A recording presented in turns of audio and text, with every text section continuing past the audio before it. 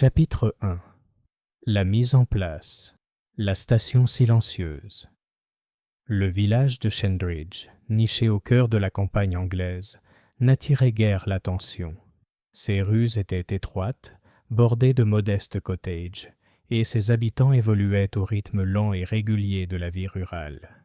La gare, petite et discrète, se trouvait à l'orée du village, son enseigne défraîchie par le temps. Les voies ferrées étaient entourées d'une épaisse végétation, et l'air était souvent imprégné d'une odeur de terre humide, cette humidité qui imprégnait tout, y compris l'âme même de ses habitants. C'était le début de l'automne, et la gare n'était pas encore pleinement animée. Le brouillard flottait dans l'air tel un épais rideau, étouffant le bruit du monde. Une silhouette solitaire apparut, debout au bord du quai. C'était un homme de taille moyenne, vêtu d'un costume gris foncé, visiblement confectionné par un tailleur qualifié. Ses chaussures brillaient d'un cirage digne d'un homme soucieux de son apparence. Son nom, encore inconnu, était M. Harlow, mais cela importait peu aux habitués de la gare, jusqu'à cet instant. M. Harlow, cependant, n'avait rien d'un voyageur ordinaire qu'on pourrait attendre dans une gare comme celle-ci. C'était un homme déterminé. Debout, la main nonchalamment posée sur sa canne, il semblait examiner les environs, son regard passant d'un point à l'autre avec une précision presque déconcertante. Son air détaché suggérait qu'il n'était pas étranger à l'attention ni à l'observation. Ses traits, beaux mais anguleux, traçaient peu ses pensées, mais une immobilité indéniable se dégageait de lui, comme s'il attendait que quelque chose ou quelqu'un se précise. Lorsqu'il eut pris place sur le banc sous l'abri, les quelques personnes présentes dans la salle d'attente de la gare avaient commencé à s'agiter. Parmi elles se trouvait Madame Prescott, une femme âgée passionnée de tricot, assise près du feu. Ses mouvements étaient lents et posés, tandis qu'elle tricotait ses fils de laine. Il y avait aussi M. Carlyle, le notaire local, un homme d'âge mûr à l'attitude calme et autoritaire. Il se tenait près du guichet, ajustant sa montre comme s'il attendait l'arrivée prévue du train. Le chef de gare, M. Fennel, s'activait, accomplissant ses tâches matinales, jetant de temps à autre un coup d'œil vers le quai. Il était là depuis des années, et le bourdonnement monotone et répétitif de la vie en gare avait engourdi ses sens. Pourtant, même lui sentait une étrange sensation d'inquiétude ce matin-là. De quoi s'agissait-il? Il ne pouvait le dire. À 9 heures, le train en provenance de Londres, toujours en retard de quelques minutes, était attendu. Le murmure de la foule en attente s'amplifia, un léger murmure de conversation oisive rompant le silence de la gare. Le rythme paisible et tranquille de la vie allait être perturbé, même si personne n'aurait pu prédire à quel point. Et puis, comme en réponse à une question muette, le train apparut enfin au loin. Il roulait lentement vers la gare de Shenbridge, un nuage de vapeur traînant derrière lui comme un fantôme d'un autre temps. La cérémonie habituelle des arrivées suivit. Les passagers débarquèrent, le personnel de la gare s'agita. Mais ce fut le dernier passager à descendre du train qui allait changer le cours de la matinée, et peut-être de nombreuses vies. C'était une femme d'une élégance saisissante, sa silhouette se détachant sur la pâle lumière du matin.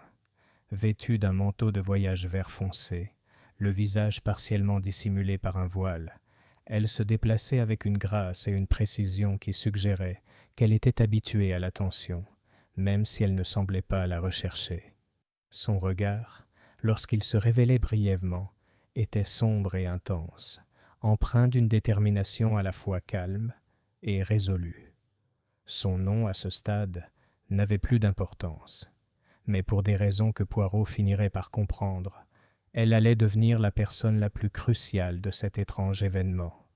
Alors que la femme descendait du train et faisait son premier pas sur le quai, elle marqua une pause.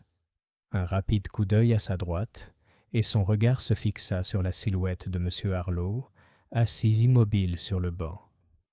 Un bref échange eut lieu entre eux. une reconnaissance silencieuse d'une compréhension mutuelle. Cela ne dura que quelques secondes, mais la tension était palpable. La femme hésita un instant, puis reprit sa marche, sans quitter M. Harlow des yeux. Le train s'éloigna du quai dans un sifflement, la vapeur s'échappant dans la brume. La gare, encore enveloppée de brouillard, était désormais lourde, comme si l'air lui-même était chargé d'impatience. Et puis, comme si le monde n'attendait que son signal, c'est arrivé. Le cri strident d'un sifflet brisa le calme. Un portier local, Thomas Weaver, fut le premier à le découvrir. Il se dirigeait vers la dépendance, une structure délabrée qui avait autrefois servi de remise à outils à la gare, lorsqu'il tomba sur le corps. L'homme, M. Harlow, gisait immobile, son corps formant un angle étrange, comme s'il avait été placé là délibérément. Ses yeux étaient là grands ouverts, fixant le ciel gris et terne, et sa main serrait toujours un morceau de papier, un horaire de gare, désormais taché d'une couleur plus sombre que l'encre. La vision était choquante et en un instant, la station silencieuse s'emplit de murmures frénétiques. La soudaineté de la découverte, l'immobilité du corps et le sang, impossible de confondre avec autre chose qu'un meurtre. Poirot, qui observait depuis l'ombre, sentit une lueur dans sa poitrine.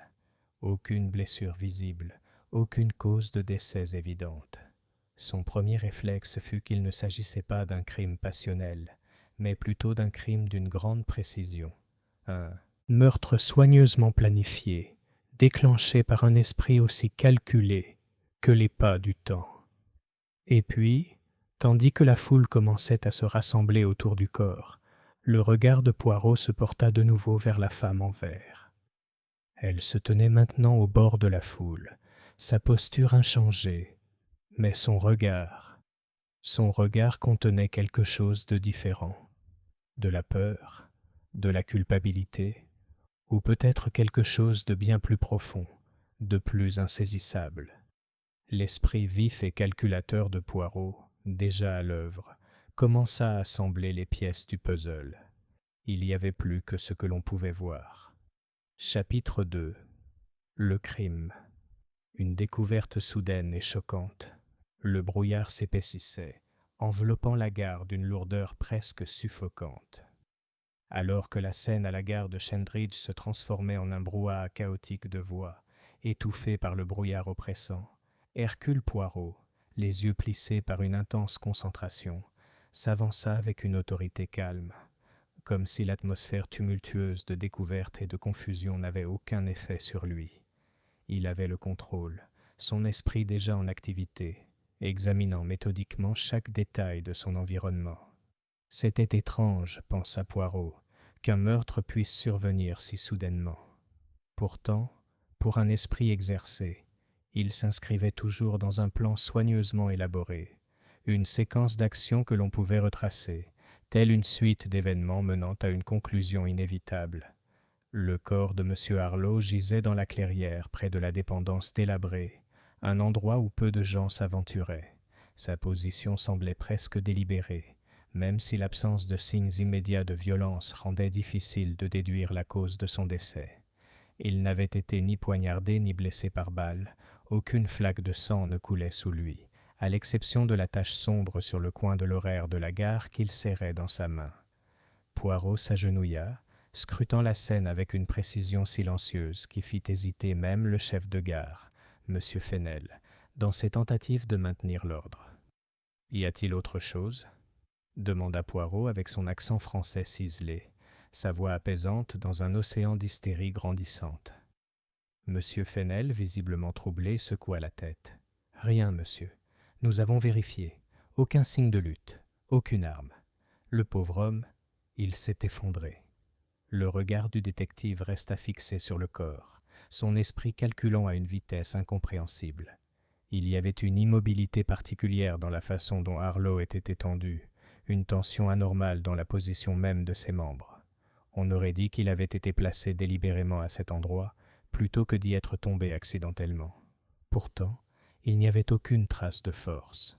Pas d'ecchymose, pas de marque, pas de lutte, Pas de preuve tangible de violence. « Regardez, » continua Poirot d'une voix douce mais insistante, « le morceau de papier qu'il serre.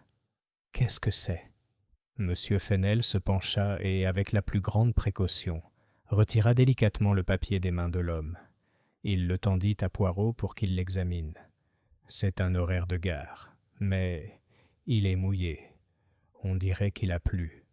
Poirot fronça légèrement les sourcils. Avec la délicatesse d'un chirurgien, il tendit la main, prit le papier des mains de monsieur Fennel et le déplia avec une aisance experte. Le papier, bien que déchiré sur les bords, ne présentait aucun signe de dommage grave. Mais ce n'était pas l'état de l'emploi du temps qui retint l'attention de Poirot, mais son heure de présentation. « Cet emploi du temps, » dit Poirot pensivement, sa voix trahissant une pointe d'intrigue. « Il n'a été imprimé qu'hier. Et pourtant, il désigna le coin où une petite tache d'encre avait taché le papier. Cette marque, cette décoloration, il tenait ce papier pendant qu'il se passait quelque chose. » L'observation du détective fut accueillie par un silence total, car personne d'autre ne pouvait immédiatement comprendre ce qu'il sous-entendait. Monsieur Fennel ouvrit la bouche pour parler, mais Poirot leva la main pour le faire taire. « Pas maintenant, » murmura Poirot, presque pour lui-même. Il se leva et regarda la foule, qui commençait à se rassembler de plus en plus nombreuse. Une vague de nervosité sous-jacente perceptible dans les murmures et les pas anxieux. Il y avait des choses plus importantes à considérer que la tension grandissante dans la gare. Le regard de Poirot parcourut lentement l'assemblée, chaque personne s'enregistrant dans son esprit. La vieille Madame Prescott avait repris place près du feu, mais elle semblait plus agitée. Maître Carlyle, l'avocat, observait le corps avec un dégoût visible, bien que son attitude fût celle d'un calme forcé. Et puis, bien sûr, il y avait la femme en vert, dont la présence persistait à l'écart de la foule. Son calme était presque inquiétant. Son regard, fixe et inébranlable, était désormais fixé sur Poirot. Le détective belge l'observa un instant avant de reporter son attention sur la scène. Elle était, il en était certain, un personnage clé de cette énigme. Mais pour l'instant, il y avait des choses plus urgentes. L'agent de police était arrivé, un homme corpulent nommé Hardy, dont la simple présence semblait ajouter à la confusion plutôt qu'apporter de la clarté. Il n'avait aucune formation en enquête criminelle, et ses tentatives de contrôle étaient, pour le moins, maladroites. Monsieur Fennel semblait être le principal interlocuteur, mais l'attention de Poirot fut attirée par une voix familière. « C'est une tragédie, n'est-ce pas, Poirot ?» dit une voix derrière lui. Poirot se retourna lentement, un léger sourire se dessinant sur ses lèvres, à la vue du capitaine Arthur Hastings, arrivé juste à temps pour assister à l'agitation grandissante. Hastings, fidèle compagnon de l'intelligence vive de Poirot, dégageait une autorité naturelle, son allure militaire perçant l'incertitude du moment. « Il semblerait, mon ami, » répondit Poirot en s'écartant pour laisser Hastings approcher. « Mais les apparences sont souvent trompeuses. J'ai le pressentiment qu'il y a plus que ce que l'on voit. » Hastings hocha rapidement la tête, les yeux plissés en observant le corps. « On dirait que ce n'est pas un endroit pour un meurtre, ni pour aucun crime d'ailleurs. C'est tellement calme. »« Exactement, » dit Poirot. « C'est ce qui rend ce crime si intrigant. Son silence. Le meurtrier a choisi cet endroit pour une raison, capitaine. Mais la vraie question est de savoir pourquoi cet homme était là. » Il se tourna vers le corps, son regard perçant scrutant à nouveau les environs. Le quai vide, l'épais brouillard, la petite foule, tout cela suggérait un scénario soigneusement planifié. Le meurtre avait été perpétré dans l'ombre, dissimulé sous la façade paisible de la vie rurale. Poirot prit une profonde inspiration, son esprit retournant déjà les indices, comme les pièces d'un puzzle à assembler. L'horaire, l'absence de blessure visible, la position du corps. C'était une énigme, mais que Poirot était déterminé à résoudre. Alors qu'il se retournait vers la scène, le regard de Poirot se porta de nouveau sur la femme en vert. Cette fois, il soutint son regard un instant de plus, Il y avait quelque chose chez elle, quelque chose dans son regard, qui lui laissait soupçonner qu'elle était plus impliquée dans cette tragédie qu'on ne voulait bien l'admettre. Son calme était presque trop parfait, trop maîtrisé.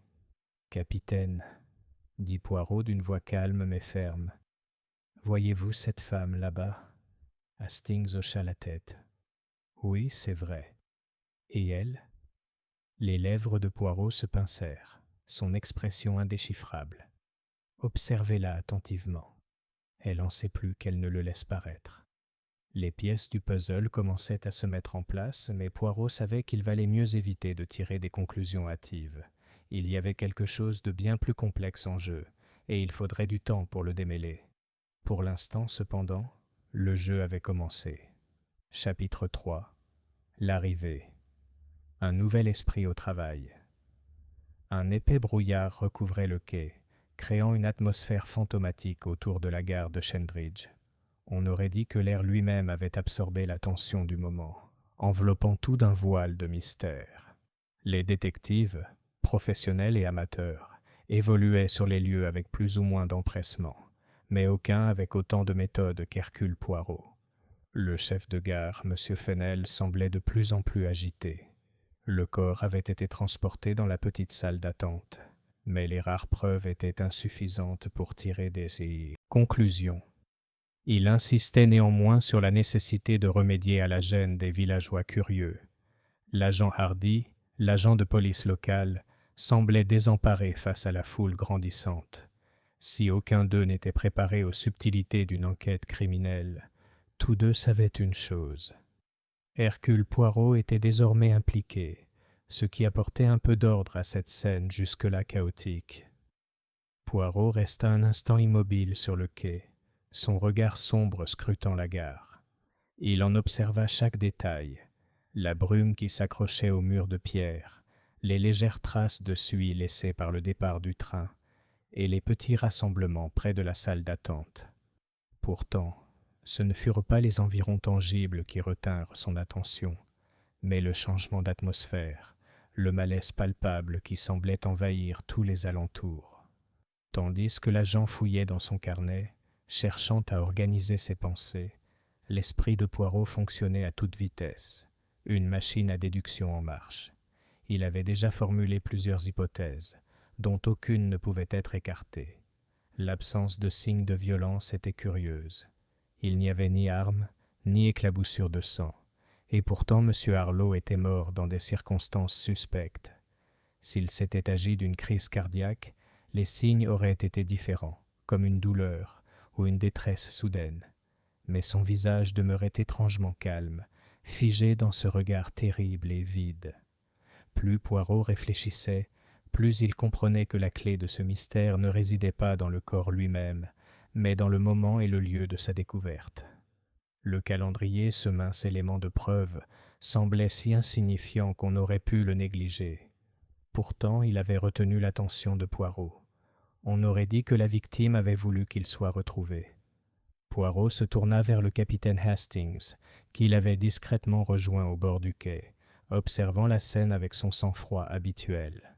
« Mon ami, » dit Poirot d'une voix basse mais chargée de sens, « il reste encore beaucoup à découvrir. Nous n'avons découvert qu'une infime partie de l'énigme.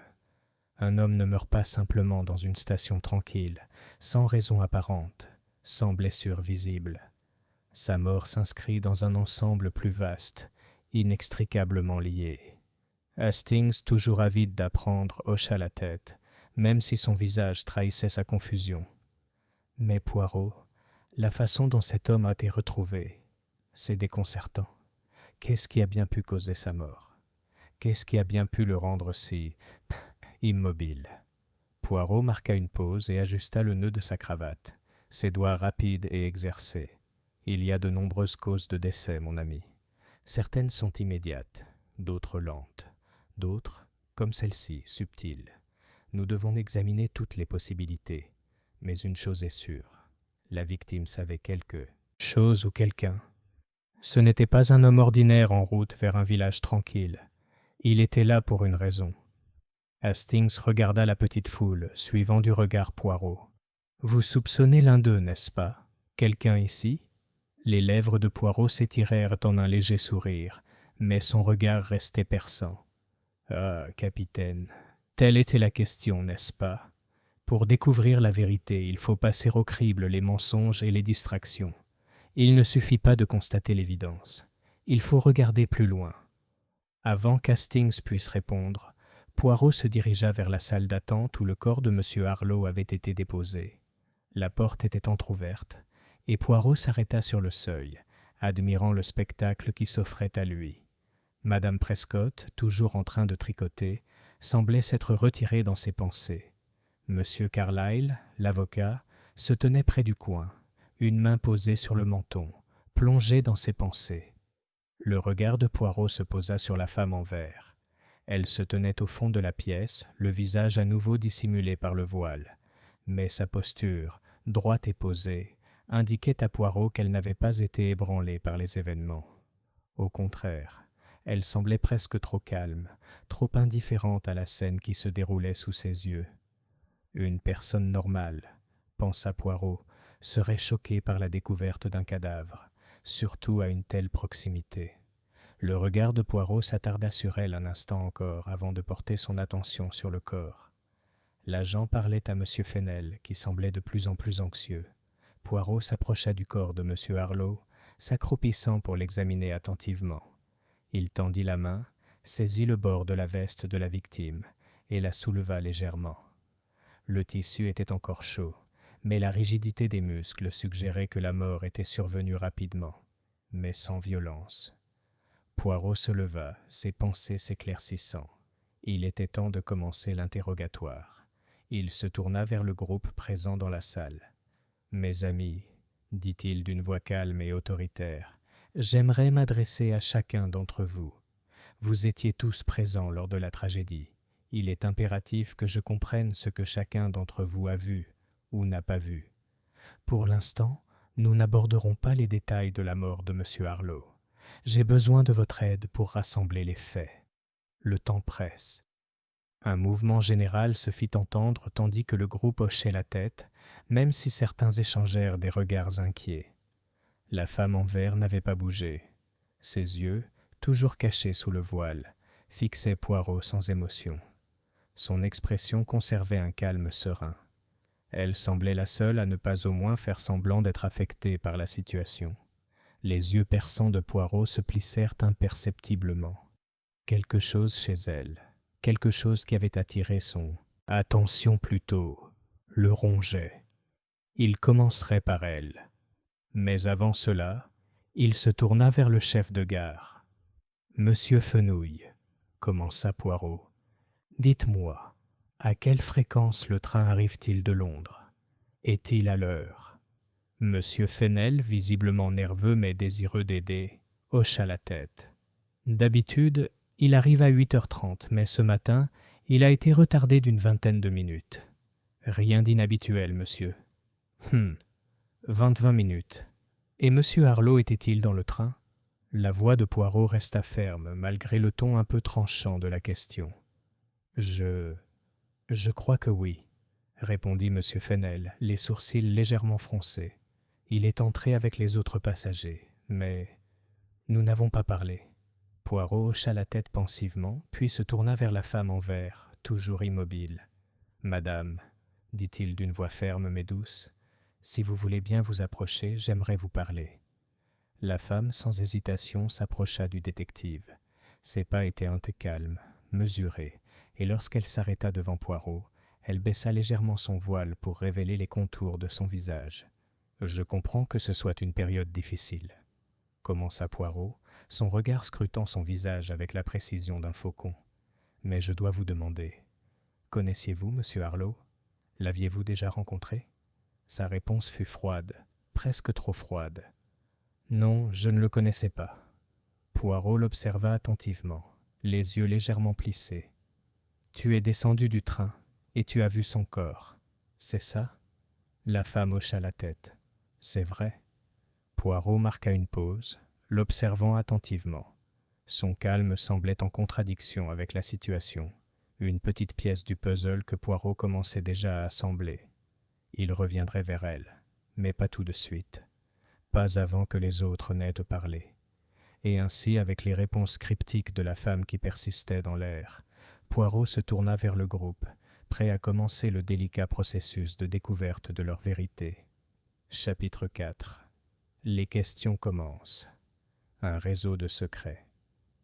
Dans la salle d'attente de la gare de Shendridge, la tension était palpable, si palpable qu'elle semblait envahir tous les présents. Hercule Poirot, debout au centre de la salle, observait chacun tour à tour, son regard perçant analysant chacun de leurs mouvements, chaque tressaillement, chaque regard.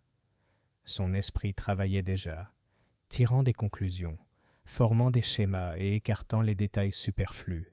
Chaque individu présent avait un rôle à jouer dans ce drame, et Poirot était déterminé à découvrir la vérité, pièce par pièce. Il resta là, attendant que le silence s'installe.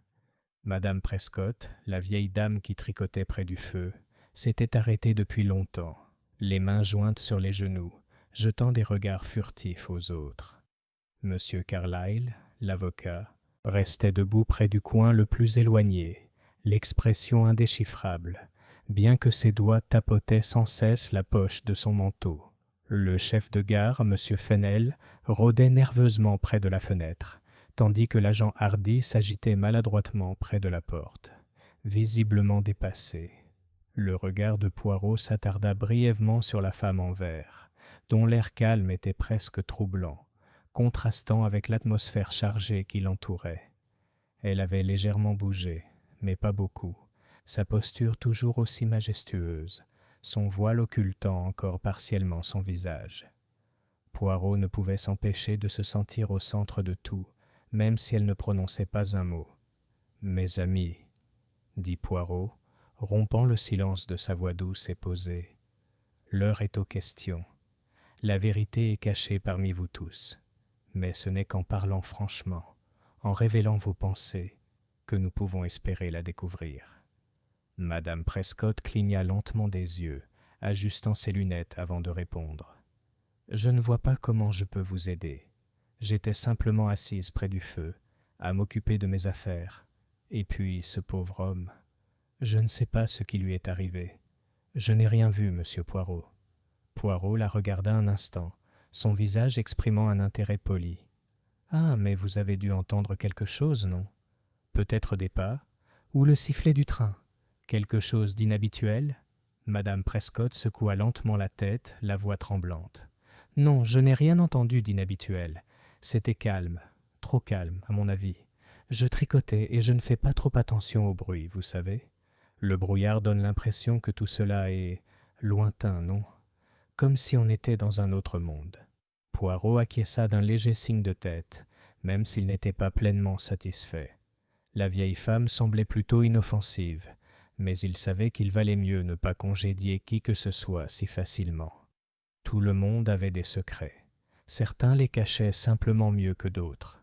Son regard se porta sur M. Carlyle, qui semblait de plus en plus mal à l'aise sous cet examen minutieux. Les lèvres de l'avocat se pincèrent, et il ajusta son col comme si le poids du regard de Poirot était trop lourd à porter. Poirot laissa s'écouler un bref silence entre eux, avant de reprendre la parole. « Monsieur Carlyle, » dit Poirot d'un ton calme, « vous êtes arrivé en train de Londres avec monsieur Harlowe, n'est-ce pas? Dites-moi, avez-vous remarqué quelque chose d'inhabituel chez lui, un comportement, quelque chose qui pourrait suggérer qu'il était en détresse ou qu'il anticipait quelque chose ?» Carlyle marqua une pause, les doigts immobiles un instant avant de répondre. « Il hésita, puis s'éclaircit la gorge. « Je ne lui ai guère prêté attention. Il y avait plusieurs passagers dans le train, et M. Harlowe restait discret. C'était un homme discret, pas du genre à attirer l'attention. Mais... » Sa voix s'éteignit, une ombre de gêne traversant son visage. Mais j'ai remarqué qu'il semblait... troublé peut-être. Il ne parlait à personne, pas même au chef de gare à son arrivée. Le regard de Poirot s'éclaira. « Et quand êtes-vous arrivé, monsieur Carlyle? À quelle heure le train devait-il arriver à Shendridge ?» Carlyle fronça les sourcils, réfléchissant. « Je crois que le train devait arriver à 8h30, mais il avait 21 minutes de retard, je crois. » Je ne me souviens plus exactement de l'heure à laquelle nous sommes arrivés, mais il était encore tôt, bien avant 9 heures. Je le sais. Et à quelle heure avez-vous vu M. Harlow pour la dernière fois avant sa mort malheureuse ? Demanda Poirot. Carlyle se tortilla, mal à l'aise. Comme je l'ai dit, c'était un homme réservé. Je ne lui ai pas parlé après notre débarquement. J'étais préoccupé par mes affaires. Je travaillais sur une affaire, voyez-vous. Poirot leva la main pour l'interrompre gentiment. Oui, je comprends. Le travail d'un homme le consume souvent. Mais avez-vous vu M. Harlow après avoir quitté le train ? Ou peut-être pendant qu'il était sur le quai ? Carlyle sembla fouiller dans sa mémoire pour trouver une réponse, mais finit par secouer la tête. Non, je ne l'ai pas fait. Je ne sais pas. Je me dirigeais vers la salle d'attente, et après ça, je ne l'ai plus revu jusqu'à ce qu'on le retrouve dehors. Poirot fit un pas en arrière, son esprit assimilant cette nouvelle information. L'avocat cachait quelque chose. C'était clair. Mais quoi ? Était-ce de la peur ou quelque chose de plus profond ? Peut-être un lien avec la victime qu'il refusait de révéler. Il se tourna vers le chef de gare qui rôdait nerveusement près de la fenêtre. Monsieur Fennel s'éclaircit la gorge et s'avança, son regard se portant sur les autres personnes présentes dans la pièce. « Eh bien, Poirot, » commença Monsieur Fennel, la voix légèrement tremblante, « je peux vous dire que tout semblait normal à l'arrivée du train. J'étais de service, comme d'habitude, et Monsieur Harlow était le seul passager qui paraissait différent, je suppose. » Il sembla hésiter avant de poursuivre, comme s'il ne savait pas trop quoi révéler. À son arrivée, j'ai remarqué qu'il semblait nerveux. Mais ce n'est pas inhabituel pour quelqu'un qui arrive en gare, n'est-ce pas ? Le train était en retard, et j'imagine que cela l'a perturbé. Le regard de Poirot se posa sur le visage du chef de gare. « Dites-moi, monsieur Fennel, monsieur Harlow semblait-il attendre quelqu'un ? Ou peut-être avait-il été suivi par quelqu'un pendant qu'il était sur le quai ?» Fenouil fronça les sourcils, pensif, secouant la tête. « Je n'ai vu personne, monsieur. Il était seul à son arrivée. Personne ne l'attendait, et il n'a même pas cherché à parler à qui que ce soit. Je n'y aurais pas prêté attention si je ne l'avais pas vu regarder si souvent par-dessus son épaule. On aurait dit qu'il attendait quelqu'un, ou qu'il craignait d'être observé. J'ai trouvé ça bizarre, mais il n'y a pas grand-chose à faire, n'est-ce pas ? » L'esprit de Poirot s'emballa tandis qu'il assimilait cette nouvelle information. Il semblait que M. Harlow avait quelque chose, ou quelqu'un, à craindre. La question, bien sûr, était « Pourquoi ?» Son regard se porta à nouveau sur la femme en vert, restée silencieuse tout au long de l'interrogatoire. Son air calme et posé semblait de plus en plus déplacé. Elle n'avait pas encore donné de réponse, mais Poirot sentait que son esprit travaillait derrière son regard froid et réservé. Il s'avança vers elle, lentement mais sûrement. « Madame, » dit Poirot d'une voix douce mais insistante, « vous êtes restée très silencieuse. Peut-être avez-vous quelque chose à nous dire. Après tout, vous avez dû être témoin de quelque chose dans le train, ou à la gare qui pourrait vous être utile. » La femme en vert ne broncha pas, même si ses yeux vacillèrent un instant, comme un éclair derrière eux. Elle se tourna vers Poirot, le regard calme et mesuré, comme si elle se demandait si elle devait parler ou non. « Je ne sais pas pourquoi on me le demande, » répondit-elle d'une voix basse, presque trop posée. « J'étais juste une passagère. Je suis arrivée, j'ai vu la scène et j'ai été choquée. C'est tout. Que puis-je vous dire de plus ?» L'expression de Poirot ne changea pas. « Ah, mais madame, vous n'étiez pas une passagère comme les autres, n'est-ce pas ? Vous étiez la dernière à descendre du train, et vous étiez présente lorsque le corps de M. Harlow a été découvert. Vous avez sûrement dû voir quelque chose. » À cet instant, un grand fracas les interrompit. La porte de la salle d'attente s'ouvrit brusquement. L'agent Hardy se précipita à l'intérieur, le visage blême de panique. « Monsieur Poirot, vous devez voir ceci immédiatement. » Poirot se retourna brusquement, son esprit calculant déjà les possibilités tandis qu'il se dirigeait vers la porte. « Voyons ce qui est si urgent, gendarme. » Chapitre 5. Les fausses pistes. Un suspect évident trompe la police. L'urgence soudaine dans la voix de l'agent Hardy provoqua un vague de malaise dans la foule rassemblée dans la salle d'attente. Poirot, l'esprit déjà en pleine activité, se redressa et suivit l'agent, le léger claquement de ses chaussures sur le sol en pierre résonnant dans le silence du commissariat. Hastings, fidèle compagnon, lui emboîta le pas. « Poirot, que se passe-t-il ? Qu'ont-ils trouvé ?» demanda-t-il d'une voix inquiète. Poirot, cependant, ne répondit pas immédiatement. Ses pensées s'emballaient, reconstituant les éléments de l'affaire.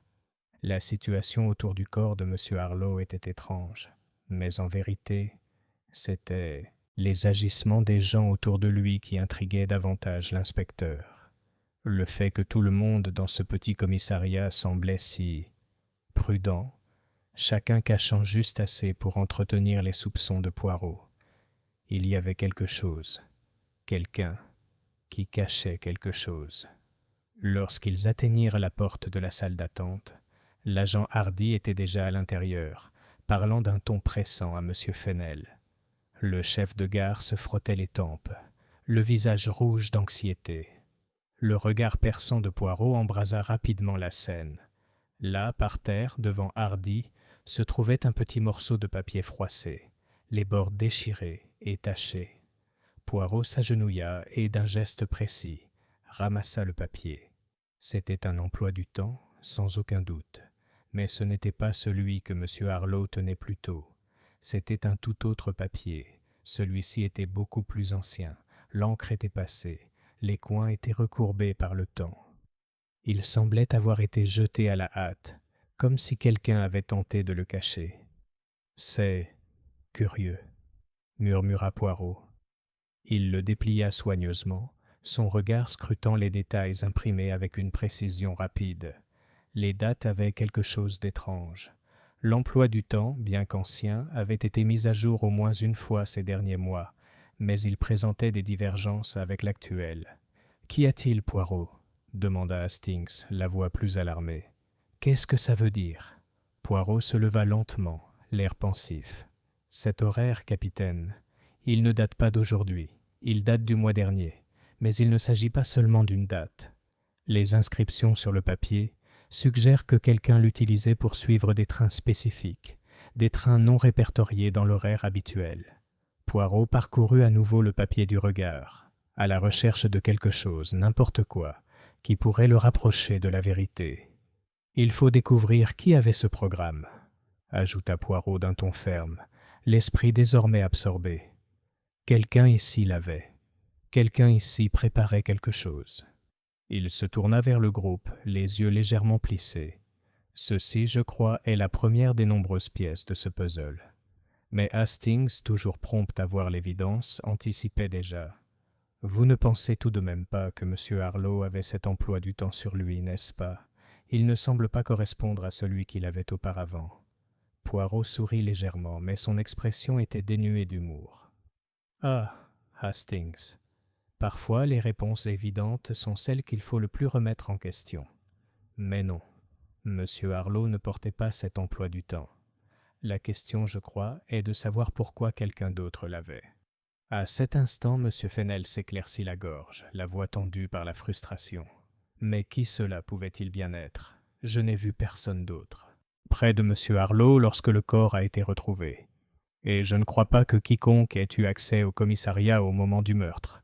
Il n'y avait aucun signe d'intrus. » Le regard de Poirot se tourna vers le chef de gare, son regard perçant et déterminé. « Monsieur Fennel, vous oubliez une chose. Un meurtre est rarement commis par quelqu'un qui souhaite être vu. Le tueur se cache à la vue de tous, souvent parmi ceux qu'on soupçonne le moins. Et vos propres actions, monsieur Fennel, en disent plus que vous ne le pensez. » Le chef de gare tressaillit à l'accusation de Poirot, mais avant qu'il puisse répondre, Hastings intervint d'une voix calme mais insistante. « Poirot, vous n'insinuez pas que Fennel est impliqué, n'est-ce pas ?» Poirot ne répondit pas directement à Hastings. Il recula, scrutant à nouveau la pièce du regard. « Je ne prétends pas que M. Fennel soit le meurtrier, capitaine, mais il cache quelque chose qu'il ne veut pas que nous sachions. » Avant qu'Hastings puisse exprimer ses pensées, L'agent Hardy s'avança, le visage pâle, mêlé de peur et de confusion. « Monsieur, il y a autre chose.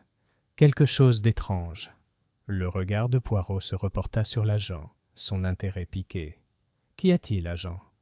Hardy s'agita, mal à l'aise, avant de poursuivre. « La femme en vert, celle qui est descendue du train avec M. Harlow. Elle est partie. » À ces mots, le silence se fit dans la salle. Hastings regarda Poirot avec un mélange d'incrédulité et de frustration. « Partie ? Comment ça, partie ? Comment a-t-elle pu partir si soudainement ?» Poirot, bien que son expression fût restée calme, était concentré sur lui-même, analysant tous les scénarios possibles. La femme en vert, la seule personne qui semblait insensible au chaos, celle qui était restée silencieuse, observant l'enquête se dérouler, avait soudainement disparu. « Que veux-tu dire par partie, Hardy ?» demanda Poirot d'une voix hachée. « Je ne sais pas, monsieur. J'ai regardé autour de moi et elle avait disparu. La porte était déverrouillée et elle n'est pas dehors non plus. J'ai vérifié au poste. Elle a dû filer dehors pendant qu'on n'y prêtait pas attention. » Le regard de Poirot se porta vers la fenêtre, son esprit s'agitant à toute vitesse. Une disparition soudaine n'était jamais une coïncidence dans son monde. C'était une déclaration. C'était un message. Et le message semblait désormais clair. La femme en vert n'était pas une simple spectatrice innocente. Elle était impliquée dans cette affaire, peut-être plus profondément qu'on ne l'imaginait. La femme en vert. Elle en savait plus qu'elle ne le laissait paraître, dit Poirot doucement, presque pour lui-même. Il faut la retrouver, tout de suite. Sa voix était teintée d'urgence et Hastings, bien que toujours perplexe, passa immédiatement à l'action. Je vais organiser une recherche à la station. Elle n'a pas pu aller bien loin. Poirot secoua la tête, l'esprit déjà éveillé. Non, capitaine, des recherches ne suffiront pas. Cette femme n'est pas idiote. Elle a soigneusement planifié sa disparition, et elle ne sera pas retrouvée si facilement. Ce qu'il faut, c'est penser comme elle. Nous devons retracer ses pas. Nous devons comprendre où elle est allée et pourquoi. Hastings le fixa un instant, puis hocha la tête, comprenant peu à peu. Tu as raison. Il faut bien réfléchir. Le tueur ou la personne qui sait quelque chose est parmi nous, et je pense qu'elle sait exactement ce qui est arrivé à M. Harlow. Poirot se tourna de nouveau vers le chef de gare, les yeux légèrement plissés. Passager dans le train, et M. Harlow restait discret. C'était un homme discret, pas du genre à attirer l'attention. Mais sa voix s'éteignit, une ombre de gêne traversant son visage. Mais j'ai remarqué qu'il semblait troublé peut-être. Il ne parlait à personne, pas même au chef de gare à son arrivée. Le regard de Poirot s'éclaira. « Et quand êtes-vous arrivé, monsieur Carlyle ? À quelle heure le train devait-il arriver à Shendridge ?» Carlyle fronça les sourcils, réfléchissant. « Je crois que le train devait arriver à 8h30, mais il avait 21 minutes de retard, je crois. Je ne me souviens plus exactement de l'heure à laquelle nous sommes arrivés, mais il était encore tôt, bien avant 9h. Je le sais. Et à quelle heure avez-vous vu M. Harlow pour la dernière fois avant sa mort malheureuse ?» demanda Poirot. Carlyle se tortilla, mal à l'aise. « Comme je l'ai dit, c'était un homme réservé. Je ne lui ai pas parlé après notre débarquement. J'étais préoccupé par mes affaires. Je travaillais sur une affaire, voyez-vous. » Poirot leva la main pour l'interrompre gentiment. « Oui, je comprends. Le travail d'un homme le consume souvent. Mais avez-vous vu M. Harlow après avoir quitté le train ? Ou peut-être pendant qu'il était sur le quai ?»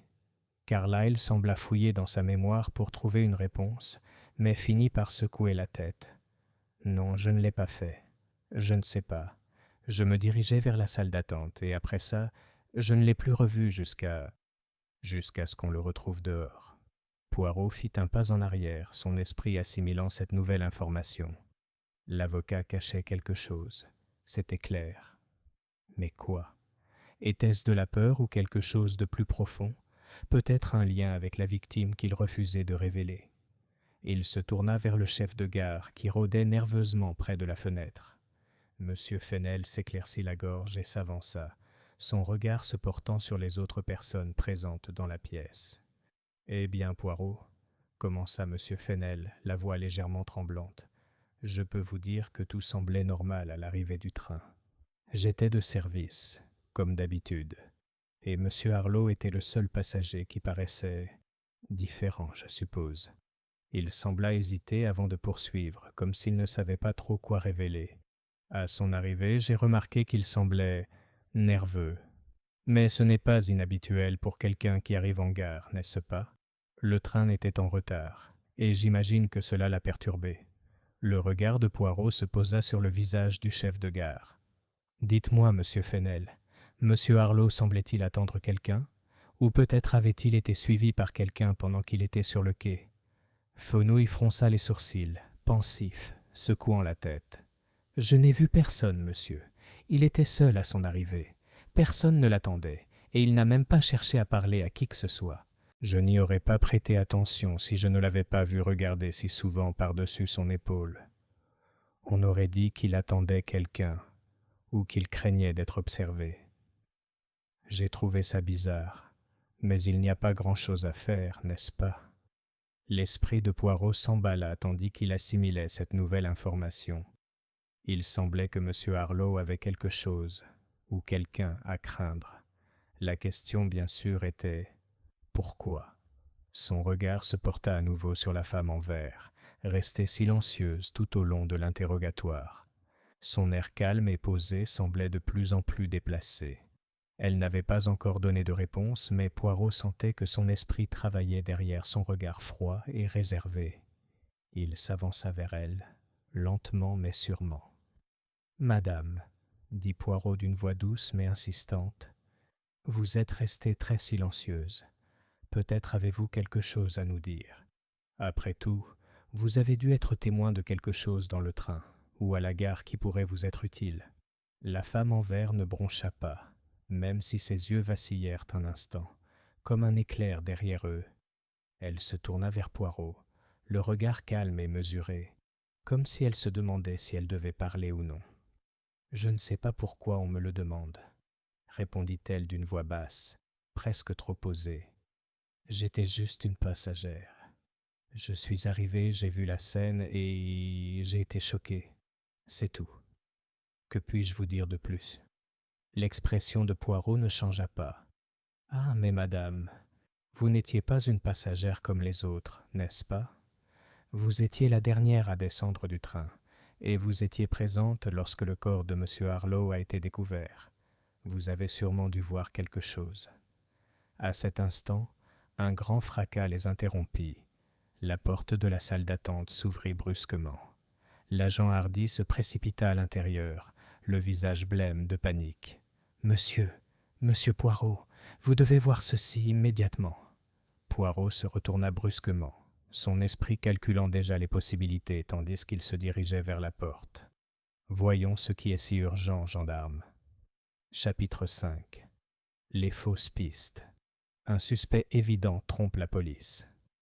L'urgence soudaine dans la voix de l'agent Hardy provoqua un vague de malaise dans la foule rassemblée dans la salle d'attente. Poirot, l'esprit déjà en pleine activité, se redressa et suivit l'agent, le léger claquement de ses chaussures sur le sol en pierre résonnant dans le silence du commissariat. Hastings, fidèle compagnon, lui emboîta le pas. « Poirot, que se passe-t-il? Qu'ont-ils trouvé ?» demanda-t-il d'une voix inquiète. Poirot, cependant, ne répondit pas immédiatement. Ses pensées s'emballaient, reconstituant les éléments de l'affaire. La situation autour du corps de M. Harlow était étrange, mais en vérité, c'étaient les agissements des gens autour de lui qui intriguaient davantage l'inspecteur.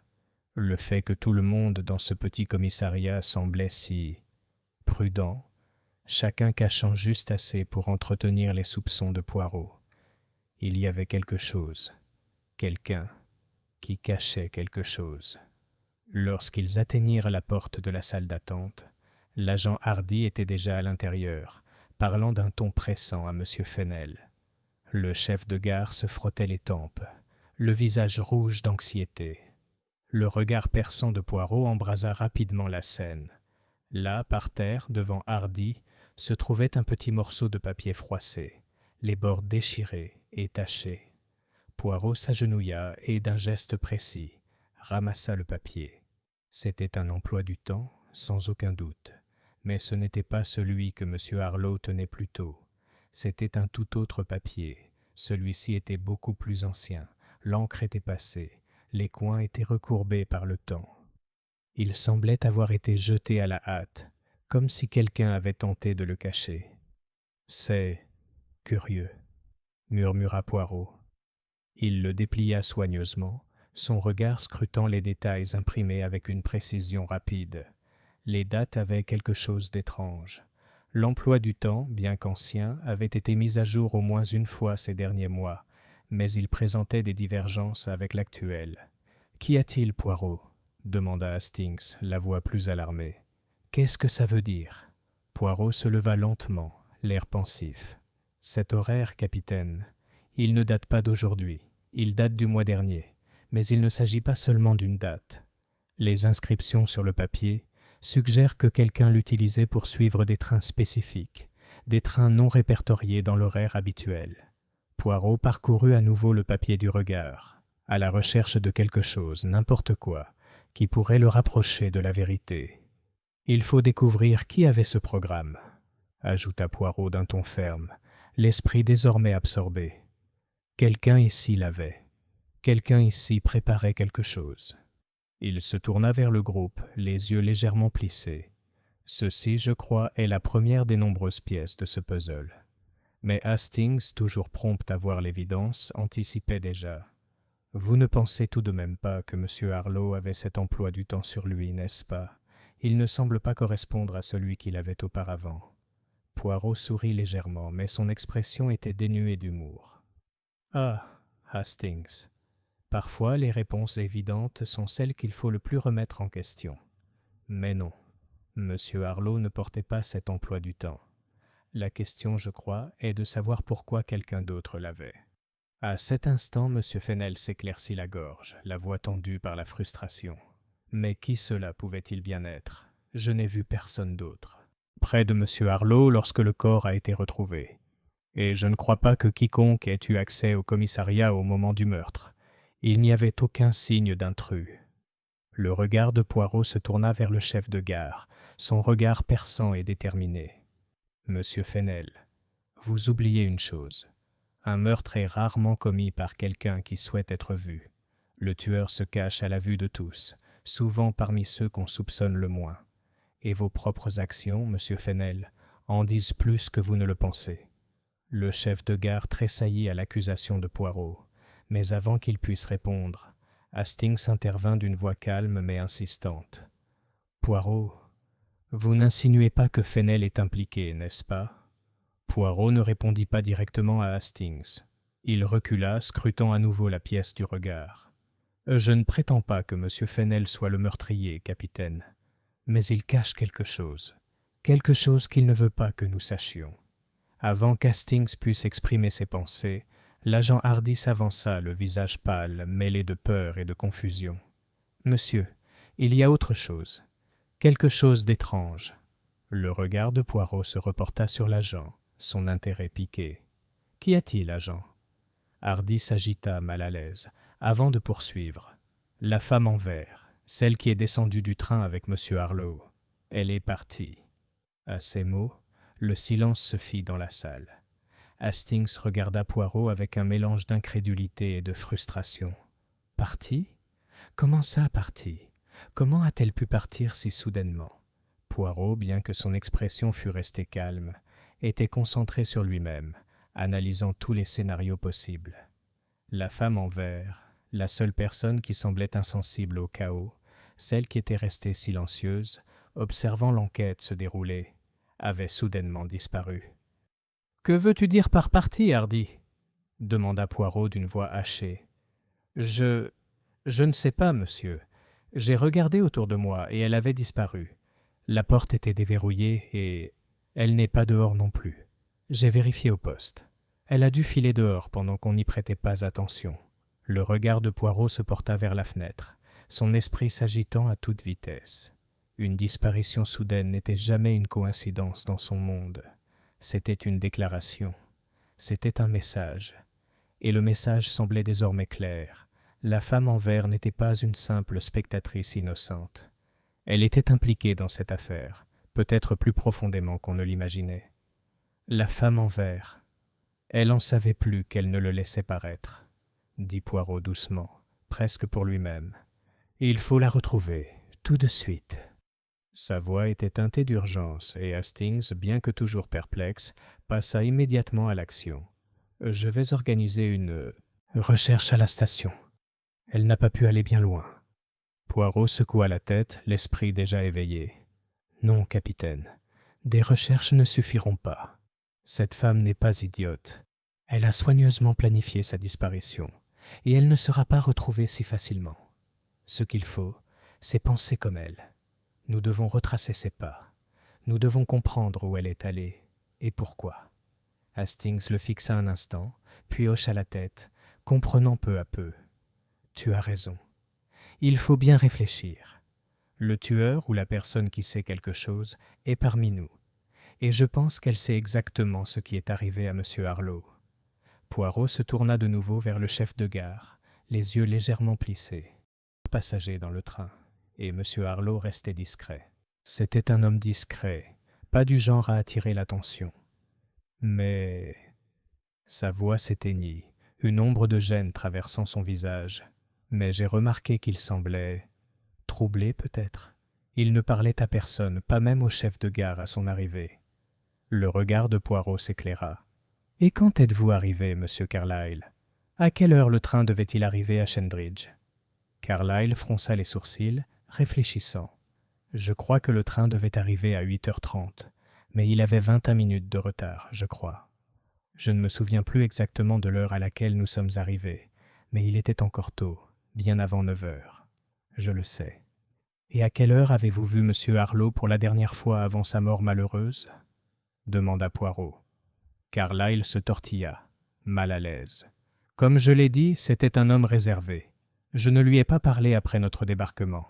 J'étais préoccupé par mes affaires. Je travaillais sur une affaire, voyez-vous. » Poirot leva la main pour l'interrompre gentiment. « Oui, je comprends.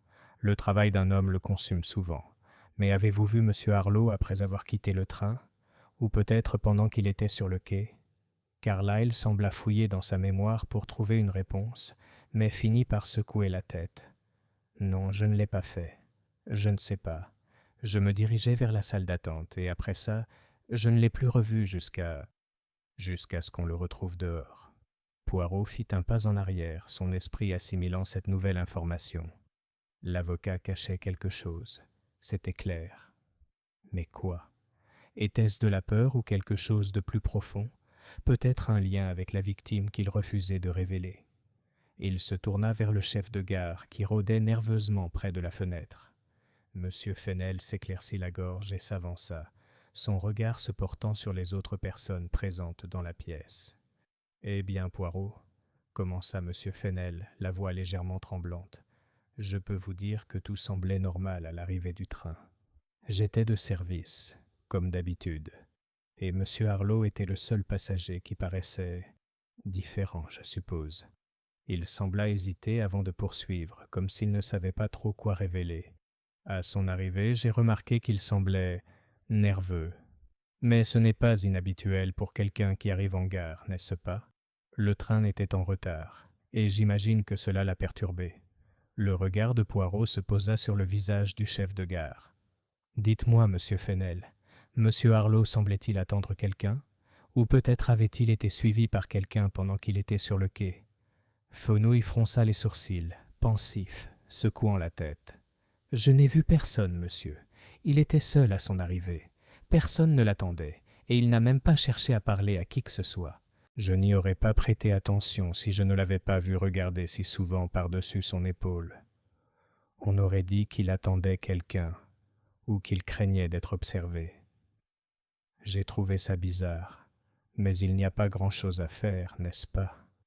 L'esprit de Poirot s'emballa tandis qu'il assimilait cette nouvelle information. Il semblait que M. Harlow avait quelque chose, ou quelqu'un à craindre.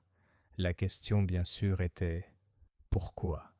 Son regard se porta à nouveau sur la femme en vert, restée silencieuse tout au long de l'interrogatoire. Son air calme et posé semblait de plus en plus déplacé.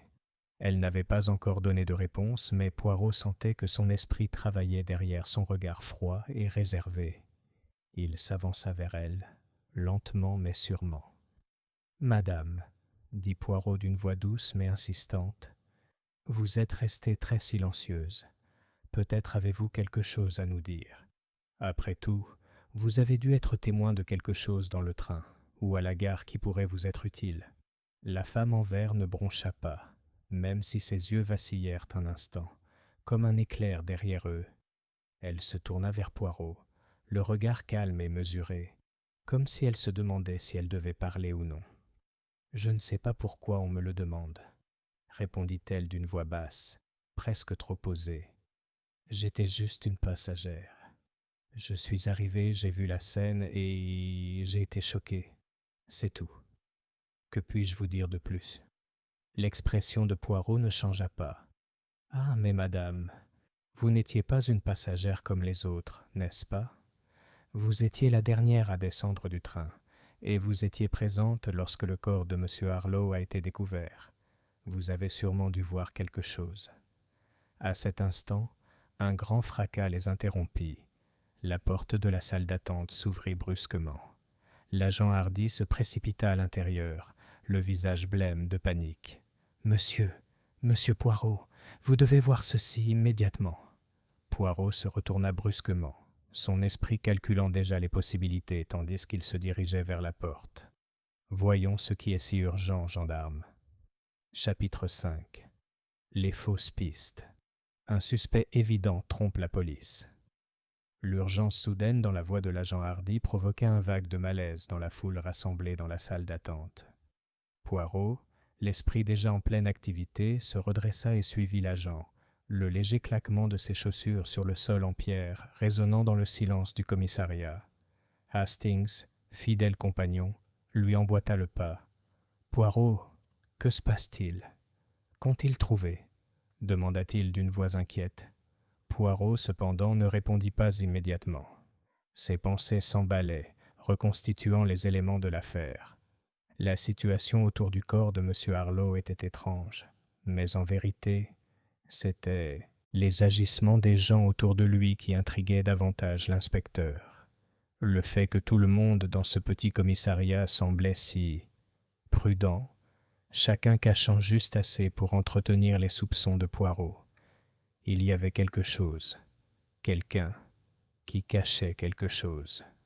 Lorsqu'ils atteignirent la porte de la salle d'attente, l'agent Hardy était déjà à l'intérieur, parlant d'un ton pressant à M. Fennel. Le chef de gare se frottait les tempes, le visage rouge d'anxiété. Le regard perçant de Poirot embrasa rapidement la scène. Là, par terre, devant Hardy, se trouvait un petit morceau de papier froissé, les bords déchirés et tachés. Poirot s'agenouilla et, d'un geste précis, ramassa le papier. C'était un emploi du temps, sans aucun doute, mais ce n'était pas celui que M. Harlow tenait plus tôt. C'était un tout autre papier. Celui-ci était beaucoup plus ancien, l'encre était passée, les coins étaient recourbés par le temps. Il semblait avoir été jeté à la hâte, comme si quelqu'un avait tenté de le cacher. « C'est curieux, » murmura Poirot. Il le déplia soigneusement, son regard scrutant les détails imprimés avec une précision rapide. Les dates avaient quelque chose d'étrange. L'emploi du temps, bien qu'ancien, avait été mis à jour au moins une fois ces derniers mois, mais il présentait des divergences avec l'actuel. « Qu'y a-t-il, Poirot ?» demanda Hastings, la voix plus alarmée. « Qu'est-ce que ça veut dire ?» Poirot se leva lentement, l'air pensif. « Cet horaire, capitaine, il ne date pas d'aujourd'hui, il date du mois dernier, mais il ne s'agit pas seulement d'une date. Les inscriptions sur le papier suggèrent que quelqu'un l'utilisait pour suivre des trains spécifiques, des trains non répertoriés dans l'horaire habituel. » Poirot parcourut à nouveau le papier du regard, à la recherche de quelque chose, n'importe quoi, qui pourrait le rapprocher de la vérité. « Il faut découvrir qui avait ce programme, » ajouta Poirot d'un ton ferme, l'esprit désormais absorbé. « Quelqu'un ici l'avait. Quelqu'un ici préparait quelque chose. » Il se tourna vers le groupe, les yeux légèrement plissés. « Ceci, je crois, est la première des nombreuses pièces de ce puzzle. Mais Hastings, toujours prompt à voir l'évidence, anticipait déjà. « Vous ne pensez tout de même pas que M. Harlow avait cet emploi du temps sur lui, n'est-ce pas? Il ne semble pas correspondre à celui qu'il avait auparavant. » Poirot sourit légèrement, mais son expression était dénuée d'humour. « Ah, Hastings, parfois les réponses évidentes sont celles qu'il faut le plus remettre en question. Mais non, M. Harlow ne portait pas cet emploi du temps. La question, je crois, est de savoir pourquoi quelqu'un d'autre l'avait. » À cet instant, M. Fennel s'éclaircit la gorge, la voix tendue par la frustration. « Mais qui cela pouvait-il bien être? Je n'ai vu personne d'autre. » Près de M. Harlow lorsque le corps a été retrouvé. Et je ne crois pas que quiconque ait eu accès au commissariat au moment du meurtre. Il n'y avait aucun signe d'intrus. Le regard de Poirot se tourna vers le chef de gare, son regard perçant et déterminé. « Monsieur Fennel, vous oubliez une chose. Un meurtre est rarement commis par quelqu'un qui souhaite être vu. Le tueur se cache à la vue de tous, souvent parmi ceux qu'on soupçonne le moins. Et vos propres actions, monsieur Fennel, en disent plus que vous ne le pensez. » Le chef de gare tressaillit à l'accusation de Poirot, mais avant qu'il puisse répondre, Hastings intervint d'une voix calme mais insistante. « Poirot, vous n'insinuez pas que Fennel est impliqué, n'est-ce pas? » Poirot ne répondit pas directement à Hastings. Il recula, scrutant à nouveau la pièce du regard. « Je ne prétends pas que M. Fennel soit le meurtrier, capitaine. Mais il cache quelque chose qu'il ne veut pas que nous sachions. » Avant qu'Hastings puisse exprimer ses pensées, l'agent Hardy s'avança, le visage pâle, mêlé de peur et de confusion. « Monsieur, il y a autre chose. Quelque chose d'étrange. » Le regard de Poirot se reporta sur l'agent, son intérêt piqué. « Qu'y a-t-il, agent ?» Hardy s'agita, mal à l'aise, avant de poursuivre. « La femme en vert, celle qui est descendue du train avec M. Harlow. Elle est partie. » À ces mots, le silence se fit dans la salle. Hastings regarda Poirot avec un mélange d'incrédulité et de frustration. « Partie? Comment ça, partie? Comment a-t-elle pu partir si soudainement ?» Poirot, bien que son expression fût restée calme, était concentré sur lui-même, analysant tous les scénarios possibles. La femme en vert, la seule personne qui semblait insensible au chaos, celle qui était restée silencieuse, observant l'enquête se dérouler, avait soudainement disparu. « Que veux-tu dire par partie, Hardy ?» demanda Poirot d'une voix hachée. « Je ne sais pas, monsieur. J'ai regardé autour de moi et elle avait disparu. La porte était déverrouillée et elle n'est pas dehors non plus. J'ai vérifié au poste. Elle a dû filer dehors pendant qu'on n'y prêtait pas attention. » Le regard de Poirot se porta vers la fenêtre, son esprit s'agitant à toute vitesse. Une disparition soudaine n'était jamais une coïncidence dans son monde. C'était une déclaration. C'était un message. Et le message semblait désormais clair. La femme en vert n'était pas une simple spectatrice innocente. Elle était impliquée dans cette affaire, peut-être plus profondément qu'on ne l'imaginait. La femme en vert. Elle en savait plus qu'elle ne le laissait paraître, dit Poirot doucement, presque pour lui-même. Il faut la retrouver, tout de suite. Sa voix était teintée d'urgence et Hastings, bien que toujours perplexe, passa immédiatement à l'action. « Je vais organiser une recherche à la station. Elle n'a pas pu aller bien loin. » Poirot secoua la tête, l'esprit déjà éveillé. « Non, capitaine, des recherches ne suffiront pas. Cette femme n'est pas idiote. Elle a soigneusement planifié sa disparition, et elle ne sera pas retrouvée si facilement. Ce qu'il faut, c'est penser comme elle. Nous devons retracer ses pas.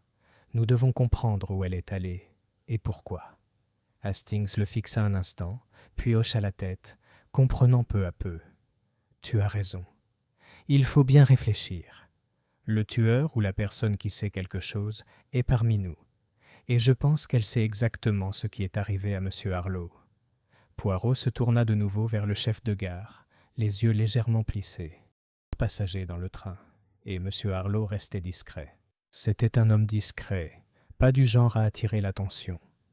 Mais sa voix s'éteignit, une ombre de gêne traversant son visage.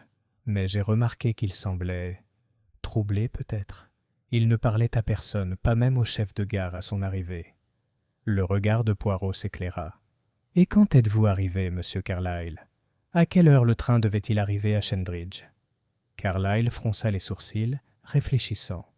Je crois que le train devait arriver à 8h30, mais il avait 21 minutes de retard, je crois. Je ne me souviens plus exactement de l'heure à laquelle nous sommes arrivés, mais il était encore tôt, bien avant 9h. Je le sais. Et à quelle heure avez-vous vu M. Harlow pour la dernière fois avant sa mort malheureuse?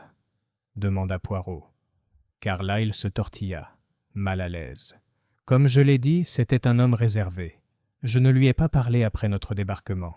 J'étais préoccupé par mes affaires. Je travaillais sur une affaire, voyez-vous. Poirot leva la main pour l'interrompre gentiment. Oui, je comprends. Le travail d'un homme le consume souvent. Mais avez-vous vu M. Harlow après avoir quitté le train? Ou peut-être pendant qu'il était sur le quai? Carlyle sembla fouiller dans sa mémoire pour trouver une réponse, mais finit par secouer la tête. Non, je ne l'ai pas fait. Je ne sais pas. Je me dirigeais vers la salle d'attente, et après ça, je ne l'ai plus revu jusqu'à ce qu'on le retrouve dehors. Poirot fit un pas en arrière, son esprit assimilant cette nouvelle information. L'avocat cachait quelque chose, c'était clair. Mais quoi? Était-ce de la peur ou quelque chose de plus profond? Peut-être un lien avec la victime qu'il refusait de révéler. Il se tourna vers le chef de gare qui rôdait nerveusement près de la fenêtre. Monsieur Fennel s'éclaircit la gorge et s'avança, son regard se portant sur les autres personnes présentes dans la pièce. « Eh bien, Poirot, » commença monsieur Fennel, la voix légèrement tremblante, « je peux vous dire que tout semblait normal à l'arrivée du train. J'étais de service, comme d'habitude, et monsieur Harlow était le seul passager qui paraissait différent, je suppose. » Il sembla hésiter avant de poursuivre, comme s'il ne savait pas trop quoi révéler. À son arrivée, j'ai remarqué qu'il semblait nerveux. Mais ce n'est pas inhabituel pour quelqu'un qui arrive en gare, n'est-ce pas? Le train était en retard, et j'imagine que cela l'a perturbé. Le regard de Poirot se posa sur le visage du chef de gare. « Dites-moi, monsieur Fennel, monsieur Harlow semblait-il attendre quelqu'un? Ou peut-être avait-il été suivi par quelqu'un pendant qu'il était sur le quai ?» Fenouil fronça les sourcils, pensif, secouant la tête. « Je n'ai vu personne, monsieur. Il était seul à son arrivée. Personne ne l'attendait, et il n'a même pas cherché à parler à qui que ce soit. Je n'y aurais pas prêté attention si je ne l'avais pas vu regarder si souvent par-dessus son épaule. On aurait dit qu'il attendait quelqu'un, ou qu'il craignait d'être observé. J'ai trouvé ça bizarre, mais il n'y a pas grand-chose à faire, n'est-ce pas? » L'esprit de Poirot s'emballa tandis qu'il assimilait cette nouvelle information.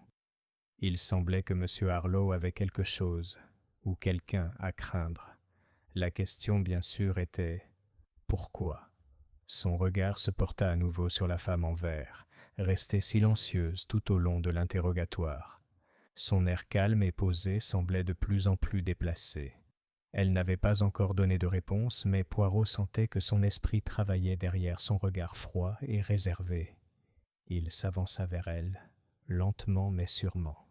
« Madame, » dit Poirot d'une voix douce mais insistante, « vous êtes restée très silencieuse. Peut-être avez-vous quelque chose à nous dire. Après tout, vous avez dû être témoin de quelque chose dans le train, ou à la gare qui pourrait vous être utile. » La femme en vert ne broncha pas, même si ses yeux vacillèrent un instant, comme un éclair derrière eux. Elle se tourna vers Poirot, le regard calme et mesuré, comme si elle se demandait si elle devait parler ou non. « Je ne sais pas pourquoi on me le demande, » répondit-elle d'une voix basse, presque trop posée. « J'étais juste une passagère. Je suis arrivée, j'ai vu la scène et j'ai été choquée. C'est tout. Que puis-je vous dire de plus ?» L'expression de Poirot ne changea pas. « Ah, mais madame, vous n'étiez pas une passagère comme les autres, n'est-ce pas? Vous étiez la dernière à descendre du train, et vous étiez présente lorsque le corps de M. Harlow a été découvert. Vous avez sûrement dû voir quelque chose. » À cet instant, un grand fracas les interrompit. La porte de la salle d'attente s'ouvrit brusquement. L'agent Hardy se précipita à l'intérieur, le visage blême de panique. « Monsieur Poirot, vous devez voir ceci immédiatement. » Poirot se retourna brusquement, son esprit calculant déjà les possibilités tandis qu'il se dirigeait vers la porte. Voyons ce qui est si urgent, gendarme. Chapitre 5. Les fausses pistes. Un suspect évident trompe la police. L'urgence soudaine dans la voix de l'agent Hardy provoqua un vague de malaise dans la foule rassemblée dans la salle d'attente. Poirot, l'esprit déjà en pleine activité, se redressa et suivit l'agent, le léger claquement de ses chaussures sur le sol en pierre résonnant dans le silence du commissariat. Hastings, fidèle compagnon, lui emboîta le pas. « Poirot, que se passe-t-il ? Qu'ont-ils trouvé ?» demanda-t-il d'une voix inquiète. Poirot, cependant, ne répondit pas immédiatement. Ses pensées s'emballaient, reconstituant les éléments de l'affaire.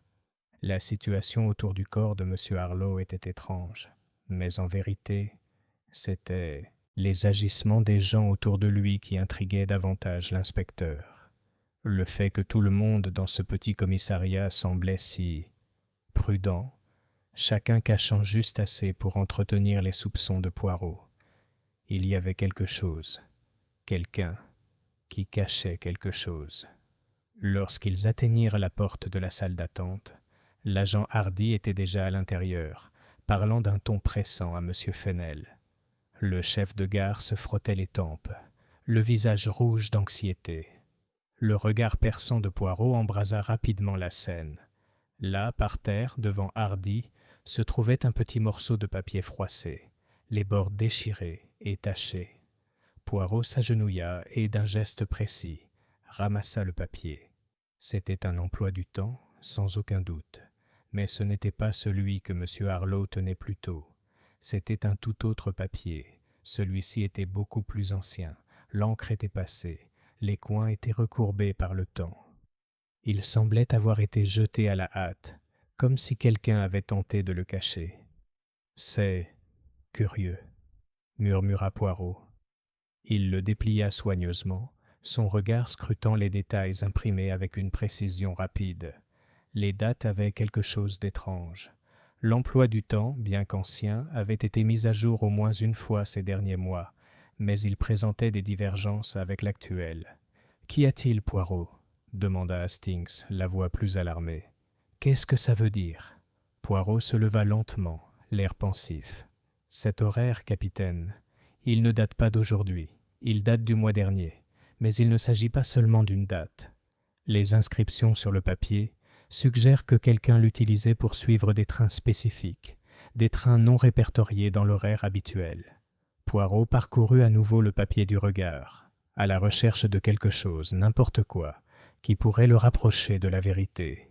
« Il faut découvrir qui avait ce programme, » ajouta Poirot d'un ton ferme, l'esprit désormais absorbé.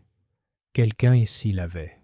Quelqu'un ici préparait quelque chose. » Il se tourna vers le groupe, les yeux légèrement plissés. « Ceci, je crois, est la première des nombreuses pièces de ce puzzle. » Mais Hastings, toujours prompt à voir l'évidence, anticipait déjà. « Vous ne pensez tout de même pas que M. Harlow avait cet emploi du temps sur lui, n'est-ce pas ? Il ne semble pas correspondre à celui qu'il avait auparavant. » Poirot sourit légèrement, mais son expression était dénuée d'humour. « Ah, Hastings, parfois les réponses évidentes sont celles qu'il faut le plus remettre en question. Mais non, M. Harlow ne portait pas cet emploi du temps. La question, je crois, est de savoir pourquoi quelqu'un d'autre l'avait. » À cet instant, M. Fennel s'éclaircit la gorge, la voix tendue par la frustration. « Mais qui cela pouvait-il bien être ? Je n'ai vu personne d'autre. Près de M. Harlow lorsque le corps a été retrouvé. Et je ne crois pas que quiconque ait eu accès au commissariat au moment du meurtre. Il n'y avait aucun signe d'intrus. » Le regard de Poirot se tourna vers le chef de gare, son regard perçant et déterminé. « Monsieur Fennel, vous oubliez une chose. Un meurtre est rarement commis par quelqu'un qui souhaite être vu. Le tueur se cache à la vue de tous, souvent parmi ceux qu'on soupçonne le moins. Et vos propres actions, monsieur Fennel, en disent plus que vous ne le pensez. » Le chef de gare tressaillit à l'accusation de Poirot, mais avant qu'il puisse répondre, Hastings intervint d'une voix calme mais insistante. « Poirot, vous n'insinuez pas que Fennel est impliqué, n'est-ce pas ?» Poirot ne répondit pas directement à Hastings. Il recula, scrutant à nouveau la pièce du regard. « Je ne prétends pas que M. Fennel soit le meurtrier, capitaine, mais il cache quelque chose qu'il ne veut pas que nous sachions. » Avant qu'Hastings puisse exprimer ses pensées, l'agent Hardy s'avança, le visage pâle, mêlé de peur et de confusion. « Monsieur, il y a autre chose, quelque chose d'étrange. » Le regard de Poirot se reporta sur l'agent, son intérêt piqué. « Qu'y a-t-il, agent ?» Hardy s'agita, mal à l'aise, avant de poursuivre. « La femme en vert, celle qui est descendue du train avec M. Harlow. Elle est partie. » À ces mots, le silence se fit dans la salle. Hastings regarda Poirot avec un mélange d'incrédulité et de frustration. « Partie ? Comment ça, partie ? Comment a-t-elle pu partir si soudainement ?» Poirot, bien que son expression fût restée calme, était concentré sur lui-même, analysant tous les scénarios possibles. La femme en vert, la seule personne qui semblait insensible au chaos, celle qui était restée silencieuse, observant l'enquête se dérouler, avait soudainement disparu. « Que veux-tu dire par partie, Hardy ?» demanda Poirot d'une voix hachée. « Je ne sais pas, monsieur. J'ai regardé autour de moi et elle avait disparu. La porte était déverrouillée et elle n'est pas dehors non plus. J'ai vérifié au poste. Elle a dû filer dehors pendant qu'on n'y prêtait pas attention. » Le regard de Poirot se porta vers la fenêtre, son esprit s'agitant à toute vitesse. Une disparition soudaine n'était jamais une coïncidence dans son monde. C'était une déclaration. C'était un message. Et le message semblait désormais clair. La femme en vert n'était pas une simple spectatrice innocente. Elle était impliquée dans cette affaire, peut-être plus profondément qu'on ne l'imaginait. La femme en vert. Elle en savait plus qu'elle ne le laissait paraître, dit Poirot doucement, presque pour lui-même. Il faut la retrouver, tout de suite. Sa voix était teintée d'urgence et Hastings, bien que toujours perplexe, passa immédiatement à l'action. « Je vais organiser une recherche à la station. Elle n'a pas pu aller bien loin. » Poirot secoua la tête, l'esprit déjà éveillé. « Non, capitaine, des recherches ne suffiront pas. Cette femme n'est pas idiote. Elle a soigneusement planifié sa disparition, et elle ne sera pas retrouvée si facilement. Ce qu'il faut, c'est penser comme elle. Nous devons retracer ses pas. Nous devons comprendre où elle est allée et pourquoi. » Hastings le fixa un instant, puis hocha la tête, comprenant peu à peu. « Tu as raison. Il faut bien réfléchir. Le tueur ou la personne qui sait quelque chose est parmi nous, et je pense qu'elle sait exactement ce qui est arrivé à M. Harlow. » Poirot se tourna de nouveau vers le chef de gare, les yeux légèrement plissés.